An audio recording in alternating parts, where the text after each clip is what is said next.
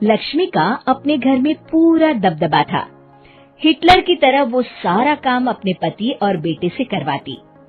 धीरे धीरे उसके पति की तबीयत खराब रहने लगी।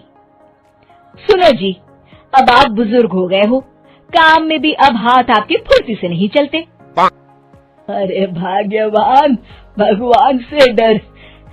तुझसे मैंने शादी अपने इकलौते बेटे के अच्छे पालन पोषण के लिए की थी, लेकिन तूने तो उसका बेड़ा गर्क कर दिया। मैंने क्या किया? पढ़ाया लिखाया, अब नौकरी नहीं लग रही तो मैं कैसे जिम्मेदार हो गई? अब घर में बैठकर रोटी तोड़ रहा था तो मैंने कहा काम ही कर ले। एक तो भला करो और ऊपर से बातें सुनो। तभी सारंग वहां आ जाता है। बहुत भूख लगी है माँ, कुछ खाने को दे दो। अब तुम्हारे पापा का हाथ तो चल नहीं रहा है। मैं ही जा रही हूँ आज किचन में, बनाती हूँ कुछ।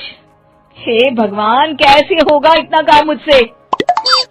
लक्ष्मी किचन में काम कर रही होती है कि तभी अचानक उसे आइडिया आता है। अरे मैं भी ना, अरे यहाँ तो फ्री की नौकरानी ला सकती हूँ मैं, फिर मैं क्यों खाना बना रही हूँ?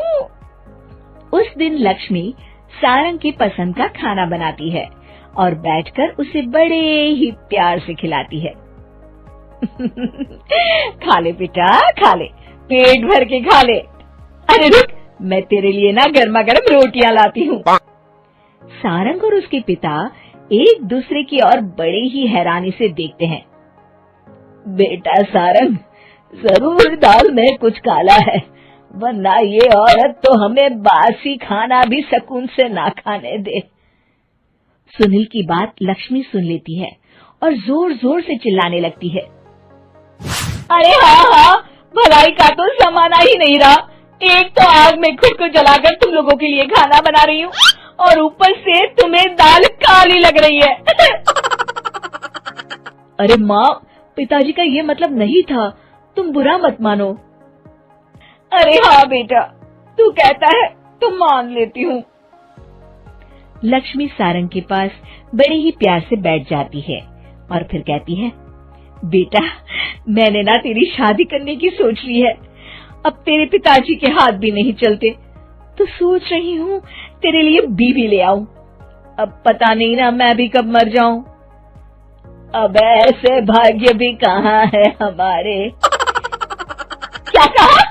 अरे हाँ, तुम तो चाहते ही हो कि मैं मर जाऊं, लेकिन मैं अपनी प्यारी बहू का चेहरा देखे बिना नहीं मरूंगी। हाँ माँ, शादी तो मैं कर लूं, लेकिन मैं नौकरी नहीं करता, फिर कोई क्यों देगा मुझे अपनी बेटी? अरे क्यों नहीं देगा बेटी? इतना बड़ा घर, खेल खलियान है, किस चीज की कमी है हमारे पास? जो आएगी राज करेगी, राज। हम तो ना कर पाए राज, ये बोलो कि एक और नौकर तुम्हारे पास आ जाएगा। मैं कहती हूँ चुप हो जाओ। अरे खुद के घर का खाना बनाएगी तो क्या नौकरानी हो जाएगी? अब तुमसे तो किचन का काम होता नहीं, तो कोई तो करेगा ना। ठीक है माँ, तुम जैसा सही समझो बस।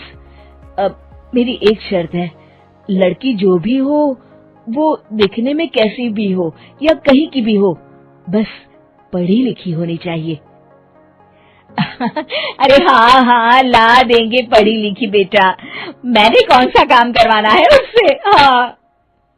और फिर एक दिन पास के गांव की ही रति से सारंग की शादी हो जाती है।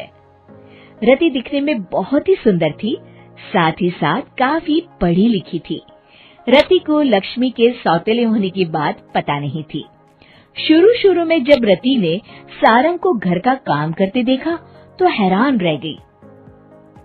अरे ये तो अच्छी बात है कि आप घर का काम करते हैं, लेकिन मैं तो घर में ही हूँ ना, आप क्यों कर रहे हैं जी? जाइए आप नौकरी के लिए अप्लाई कीजिए ना। तभी लक्ष्मी वहां आ जाती है। अरे रति बहू, करने दे उसे काम। और हाँ, मेरे घर के कुछ नियम है, कायदे हैं, यहाँ बीच में ना ही बोलो तो तुम्हारे लिए अच्छा होगा। रति को लक्ष्मी की बात कुछ अजीब सी लगती है। वो समझ नहीं पाती है कि वो ऐसा व्यवहार क्यों कर रही है, लेकिन उसे लक्ष्मी के सौतेले होने के बारे में कुछ पता नहीं चलता है। फिर एक दिन तो हद ही हो जाती है।